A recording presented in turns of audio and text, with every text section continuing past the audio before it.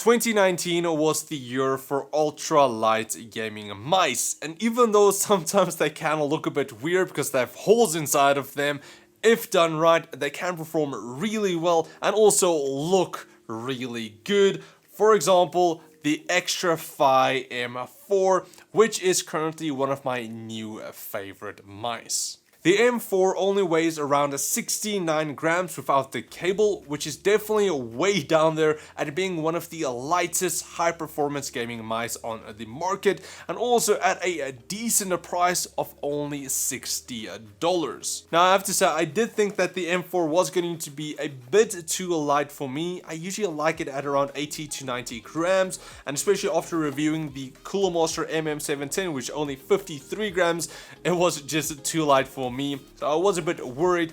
But after getting it in my hand and actually feeling that it is a bit more of a medium to larger size body, it actually felt really well, and the lightweight just helped out with that even more. The holes on the mouse also didn't bother me at all. It does actually add a tiny bit of grip because you do not have any rubberized materials on the mouse. It's a UV coated matte finish that you do also get in 5 different colors. Again, I have the white over here. So with the holes and the coating, it did actually feel quite nice in my hand. Finger placement and grip is also great for pretty much any style, having a nice curve for your thumb to rest on, and also the slight curved thumb rest that makes it easy to press the mushy thumb buttons.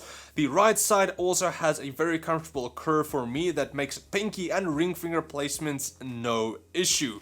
Now, something that I think would be quite cool is if Xtrfy could make a bit of a larger model as well, something closer to the Razer Def Adder, because I know that's also a very popular mouse because of the larger size. Some people do like a bit of a more bulky design.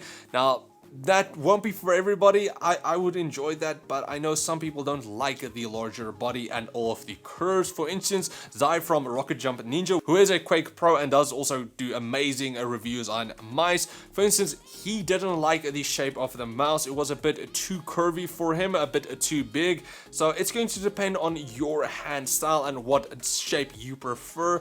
But for me, it was actually really good, and I just think a larger mouse would be nice as well. Maybe make a larger and a smaller version as well. Just a couple of ideas. If they want to, they can do that. Then as for the 2 clickers, you do have a nice snappy click with the ARM switches that does have a 20 million click life cycle. As for the scroll wheel, it looks quite cool with that RGB, but not only that, it also has a nice light textured rubber grip and a surprisingly silent scroll with subtle steps. Just behind the scroll wheel, you do not get the DPI selection switch, but the RGB selection switch, which does have 9 different effects pre-programmed and 10 levels of brightness. It is not, unfortunately, the most advanced RGB you will get in a mouse. It does look really good, but you do not have any software to control a lot more. It's just those pre-programmed effects, and that unfortunately is it. But honestly, it doesn't bother me too much because this mouse already looks so good with the RGB going around the side, with just the holes as well, the light shining through that. It does look beautiful, and especially with the Xtrfy logo underneath the palm rest, that just gives a nice little effect with that as well. Honestly, just one of the best looking mice that I have ever used. And again, you do have 5 different colors to choose from, with the retro one also looking quite cool. And then you have a more gray chrome version that you get as well, but it is a lot not as high performance as this one with a weaker sensor and so on, but you do have that one as well. Now then, taking a look underneath the M4, you do get 4 very smooth PTFE glide pads in the corners and a Pixart PMW3389 optical sensor, which is honestly up there for the best sensor in a mouse currently.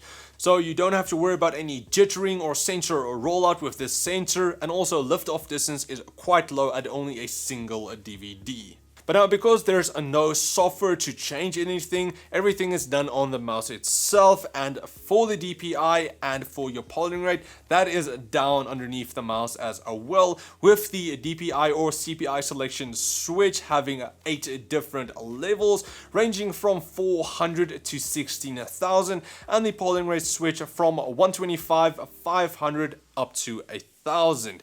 And then finally for the cable, you do get a 1.8 meter or 5.9 feet Xtrfy Z cord braided cable, which is also quite light and flexible, definitely one of the better ones on the market currently.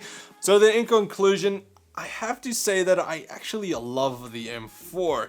It has that top of the range optical sensor that's just going to perform great overall. It looks astonishing, and then also it fits really well in my hand. Now again, that is going to differ from person to person. I would say maybe just try it out first to see how it fits for you. But for me, however, it did feel really well in my hand. And honestly, I don't really have anything negative to say about the mouse. It's just a great mouse overall for me. But yeah, if I have to nitpick, maybe the software that you don't have any control over the more lighting. Also, you can't adjust the DPI like per DPI, and that's kind of only it. So yeah, oh, this thing just looks so good. But yeah, thanks for watching, guys. I do hope you enjoyed. If you did, please like, share, subscribe, and comment like always. And I will check all of you guys next time. Cheers, guys.